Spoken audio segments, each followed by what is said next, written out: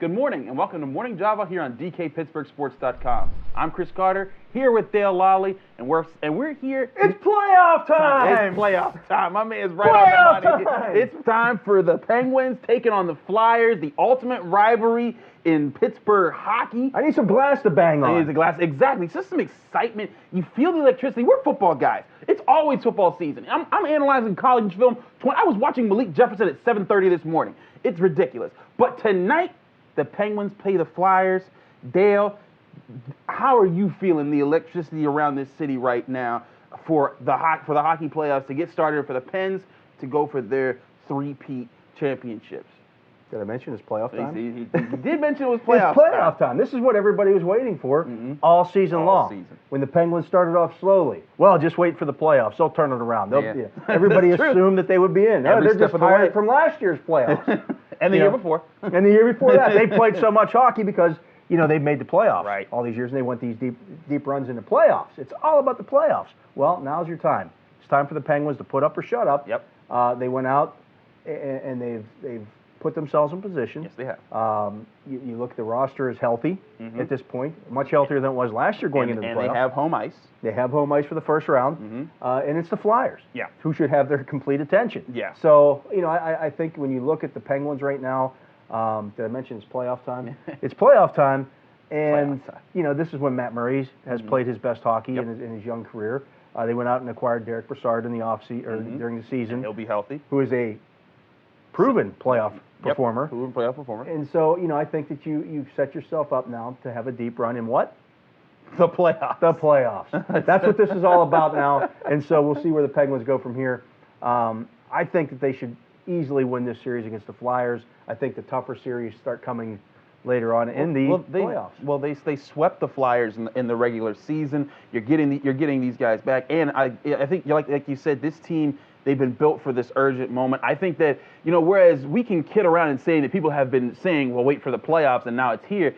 I do think that there is a sense of these guys. They know what this is about. It's like when that longtime veteran is like Tom Brady, Ben Roethlisberger. When these guys, when they're in the moment and it's like, all right, it's time to step up and be there for your team. I think they have the core guys that know what that's like. So it's playoff time. It's playoff time. Chris, I know the Penguins swept the Flyers during the regular season. I don't think that happens in this playoff I think series. the Flyers are going to give them some shots. They don't like them. It'll be a tough series in the short time that it lasts. I think the Penguins win this in 5 games. I was going to say 6 games, 4-2 Pens, but I'm thinking on the same wavelength as you. I just think when I woke up this morning, I was saying Pens in 2. Pens, but I didn't think that could happen. Playoff time. It's playoff time. In other news, Dale, the Pirates continued their winning ways 8-5 over the Chicago Cubs in Wrigley Field for their home opener. Kind of a crazy start to the season. The Bats are continuing to light it up right now. It's not playoff time for the Pirates. Gosh. But if they keep playing the way that they're playing right now, it could be playoff time at some point this year. 8-2. That's whoa. Dale. It's April. I know that. But 8-2 is their best start since 1992. Very true. What happened in 1992? They almost made the World Series. They won their division. Yeah. They started off 8-2. You can discount the start to the season however you want to do it. Oh, they're not playing any tough teams. Oh, they're not doing this or that. The fact is, they're winning games. And the best thing that happens when you do that, lineups coming through. Yeah, that's the best thing that happens because you've got a young lineup that is gaining momentum. Yep. They're gaining confidence, and that can go a long way. When you start off slowly, if they were 2-8 right now, people would start pointing fingers, maybe asking questions. Are we good enough? Do we need to, all the stuff that was said early in spring training when the guys are showing up. Hey, we're not in this to win it. Now all of a sudden you start looking at this and going, hey, maybe we aren't that bad. Here's a question for you, Dale. Do you think there's any merit to the idea that Kutch leaving opened a door for Gregory Polanco and Starling Marte to step up and perform? Because right now, I mean, it's very early. We're talking 10 games, but Gregory Polanco is becoming that player that they've been waiting to see from him for so long. And if he is able to continue or maintain the pace that he's at, or at least keep him in the range, end up with a 300 average, and keep up and get to 20+ home runs, does it make the off season a little bit more tolerable in hindsight. Well, I think here's what happens when you have a veteran leader and a veteran presence like an Andrew McCutchen in your locker room. And this is not a knock at him at all, but many times when you're a young player and you came up through the minors, or you were still in high school when he was starting out to playing, and this guy is a proven commodity. Right. He's a guy that has been a National League MVP. He's the leader of this clubhouse. So oftentimes you look to that guy for leadership instead of maybe stepping into that role yourself. Right. And so I think that took some of the pressure off of those guys, if you can believe that, because now all of a sudden they don't have to look to somebody else. We don't have to look to Kutch to be the leader. It's nice to have that guy. It really is. And again, I don't want to discount McCutchen's leadership of this team. But I think when you have a group, this has allowed some of those other guys to step into some of those roles, roles that they wouldn't have been able to have if McCutchen was still there. Right. If Garrett Cole was still there. Now all of a sudden Jamison Tyone goes out and throws a complete game, one-hit shutout. Because he's not in the shadow of somebody else any longer. I mean, it's nice. Again, I don't want to discount having those guys on the roster. They're great players, and they've proven it over the course of their career. But I think when you have a young team like this that can kind of be allowed to grow and allow guys to blossom into those leadership roles. And they're building their own culture into this clubhouse. Right, and I think, when you have guys like a Josh Harrison, who's been a leader-type player, but it wasn't his team. No, it wasn't. It was Andrew McCutchen's team. Now you're starting to see some of these guys. Now you're seeing Gregory Polanco finally blossom. You're seeing Josh Harrison play great baseball. You're seeing Jamison Tyone be leaders.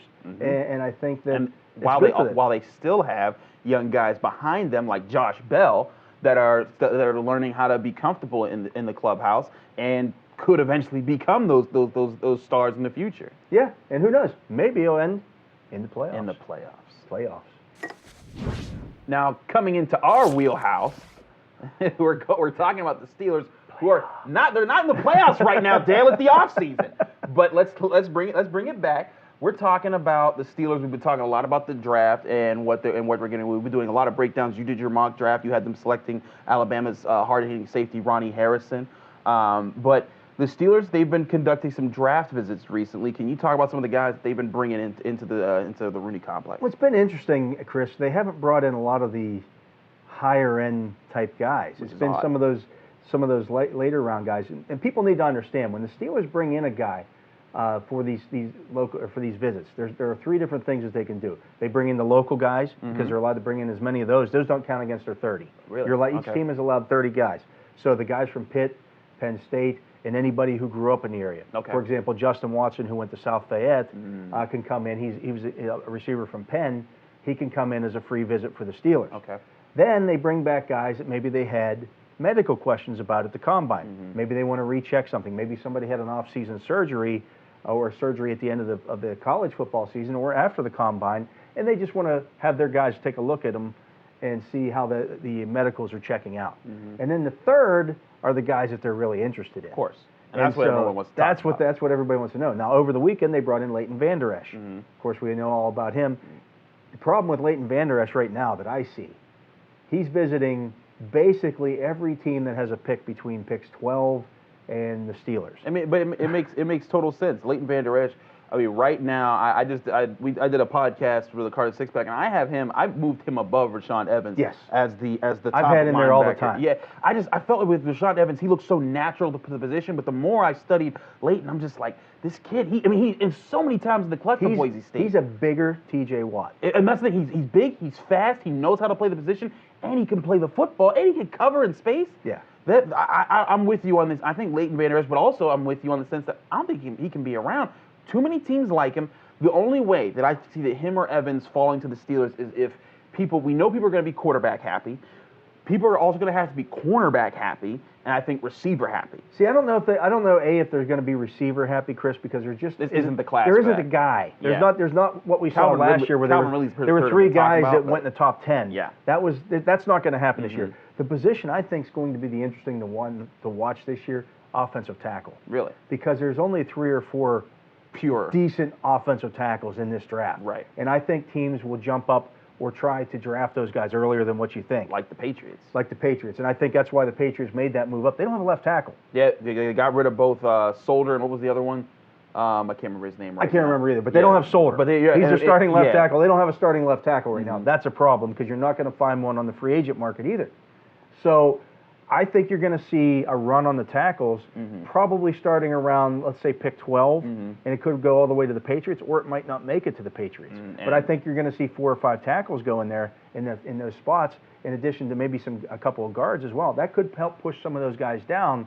But I'm with you. I've liked Van Der Esch better than Evans the whole time. The problem that I have with Evans is that we never saw him drop into coverage. Yeah, it was very They would move rare. him to the edge on third downs and let him rush the passer. I mean, I had some film on him dropping back, but it was very rare. It was mostly to cover a zone. He was rarely asked to go into man coverage, and that's where you wanted to see. And Leighton Van Der Esch, just the way he dropped back and just how fluid his hips were when he would turn and run. 256 pounds. And he moves like, I'm like, this guy's really, his footwork is phenomenal. And he played 8-man football in high school. 8-man football. He would be the first guy drafted in the first round of the draft, when he is drafted in the first round of the draft, who grew up playing 8-man high school football. That's crazy. Wow. It's never happened before. That's interesting. Well, there you go. There's some information you didn't know about Leighton Van Der Esch. But it's not playoffs time for the Steelers, but maybe it could be if they pick the right guys in this draft. And now it's time for What's in Your Cup. It's not the playoffs. Playoffs. But yeah, so we're taking questions from subscribers as usual and answer them here on the show. Today's questions comes from our subscriber, Seth Allen. And Seth asks, do you think there is any way that the Steelers might use Sean Davis or Cameron Sutton in certain times as a de facto inside linebacker in passing situations like they did with Troy Polamalu years ago? He said he knows he doesn't have the skill, they don't have the skill set that Polamalu did, but could it be a way to sort of mix potential blitzers with good cover guys? Well, Chris, and that's a good question. The guy that they're looking at to be that guy is actually Morgan Burnett. Right. That's who they want to be that guy. Or if they draft a guy such as Ronnie Harrison, now that gives them the opportunity to either move guys around a little bit to fill that kind of role. That's gonna be crazy. And this is what I'm going after the draft. Depending on who they pick, I want to do more analysis into this. But the prospect of having Sean Davis with Morgan Burnett, having 2 guys that can switch between the safety spots in the box and playing deep center field. And if you add Ronnie Harrison, that's 3 guys that can all play either role. That can really confuse offenses and put quarterbacks into serious decision-making and guessing predicaments, because now you're saying, I know that, because, for example, the Steelers, they put Mike Mitchell back, they had Sean Davis in the box because Sean Davis was the big guy. And when you saw that, you're like, okay, if a quarterback, I know he's here, I know he's there, but say you watch the Steelers enough, you see that Sean Davis and Burnett are often flipping on where they're going. That forces you to have to make a lot of other calculations and will discourage you from testing the middle of the field. And especially if they can help against the run, like maybe a Ronnie Harrison would or Morgan Burnett, as Seth was asking, that could really change up what the defense is allowed to do and fill the void that's been left by Shazier's injury. And the other thing you can do, Chris, is kind of muddle huddle as a defense. And now the quarterback doesn't know which one of those 3 guys is going to drop back to be the deep safety, and who's going to be jumping up and staying in the front zones or those kind of things. So there's a lot of different things that you can do there if you have guys with those kind of skill sets. And if they want to go get a true center fielder safety, the guy that you did a video on today, Jesse Bates, makes a lot of sense. Yep. Or you can play Cam Sutton back there. A guy that's going to be able to cover some ground and maybe pick off some passes. A pure center field guy. But if you're looking for guys to help your run game defense and kind of give you different looks, that's what you're looking for. You're looking for those hybrid type players. People get caught up in when I wrote about Ronnie Harrison, when I had him as in my mock draft going to the Steelers, people got caught up in, well, why would they take another safety?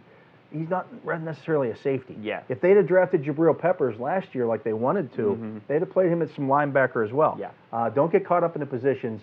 Look at what the player and what his skill set is and go from there. Yeah, I think that's what Keith Butler's looking to do with this future. I think that's why they got Burnett, and I do think that they're looking at that with how they're going to play this safety position. And playoffs. There you go. You had to say it one more time. But thank you for watching, and thank you for your questions, Seth Allen. If you want your question featured on What's in Your Cup, be sure to drop a question in the comment section below. But from Chris Carter and Dale Lolley, it's enjoy playoffs. the playoffs tonight.